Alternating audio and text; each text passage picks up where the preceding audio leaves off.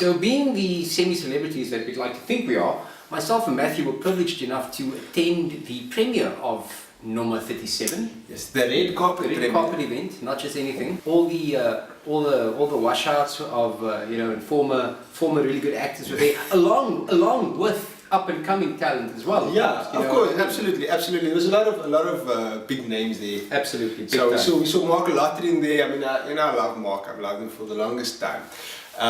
We had who else was there? Oh, there was Dalen Oliver.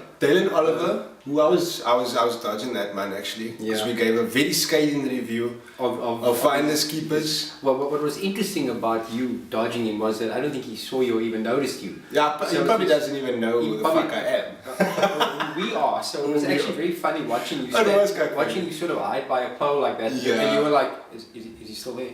Yeah, like I blame the wine. It was the wine. It was boxed wine. It was boxed wine.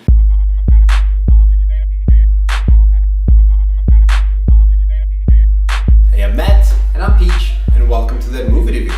Also known as TMR. Nommer 37 takes place on the Cape Flats, and instead of going along with the usual gangster cliches, gives us a story that's this time centered around petty thieves, loan sharks, and thugs. While the story is fictionalized, the nature of the characters are not, and nor are their surroundings. Thus, Nommer 37, well, let's just call it Nommer 37, really does show the harsh realities of living on the Cape Flats. The basic premise is this. Randall, a recent paraplegic, played by Irshad Ali, uses a set of binoculars, a gift from his girlfriend Pam, played by Monique Rockman, to basically set in motion a deadly game of cat and mouse. What ensues is a slow burner of a film that uses tension and suspense to draw its audience in. Does it all work in one cohesive broad stroke? No. In fact, there are times when this movie labors under its own ambitions. To put it another way, there were times when I was a little bit bored. The protagonists are petty thieves, and they are basically painted with a sympathetic brush, for lack of a better term. And through them, you actually realize that no one really wants to be stuck in these living conditions. There are also times when the technical attributes of this movie fall short of the glory. A reverse drone shot, where you can clearly see a car's reversing, a telephone that doesn't necessarily work. Yeah, I remember that. I remember this. The detective had a phone to her ear and she's supposed to be making a call, but you see the home screen on the. I'm like, nah, come on, man. It's amateur hour. Talking about that technical issues with the film, there's not many of them actually. No. It's just here and there. Yeah. But me as someone that's worked in film before, and I look at continuity and shit. It's a gift and a curse. I see these things, and you know what? I was like, what's the editor like?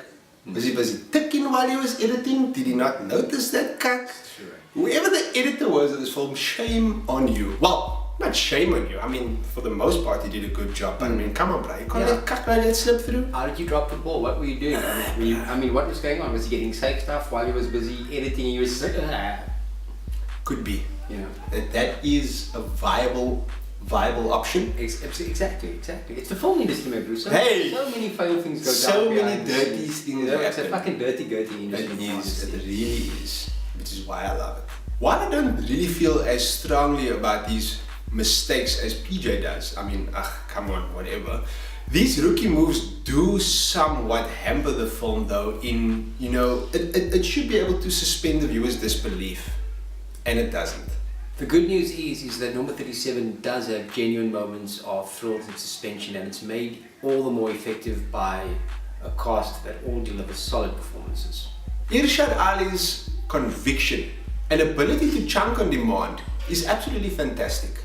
Monique Rockman, as his loyal ride-or-die girlfriend, also plays her role with much conviction, and David Manuel, as he did in Nommer Scully, is basically just playing himself. David Manuel, you've got the acting talent of someone who's actually lived a life. Hey, look, the man is chopped. The man, look, I'm not trying to be judgerach. Something tells me that's not hair and makeup. No, it's not. I think that's, you went for the all natural Yeah. look. Hey, look, if you look the part, you look the part. In conclusion, I think, my personal opinion, is that Nommer 37 is a good movie. Look, it leaves much to be desired. There are faults here and there. But overall, what it was trying to achieve, I think it did that. I'm going to give it a solid 7 out of 10, and that's a strong 7. Like I said, there's a few issues here and there, technical issues. I do feel some scenes were overacted. I do feel Irshad Ali really carried this film. I have no issues with that, but that man is gevaarlijk.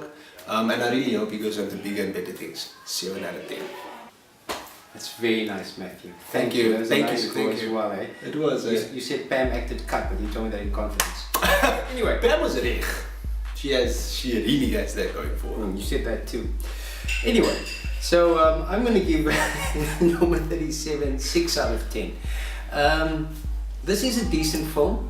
It has got technical issues, and as I said earlier, there are times when I know that the intention of the filmmakers are to build tension and suspense, but you know what? That doesn't always work. You might find yourself a little bit bored and fucking maybe lumbing like this every now and then, like just thinking, okay. What, Matthew? No, I didn't say anything. Exactly. So, 6 out of 10. So that's it this week for that movie review. Thanks for watching, guys. Please like us on Facebook, subscribe on YouTube, and follow us on Instagram and Twitter. Don't be so, man.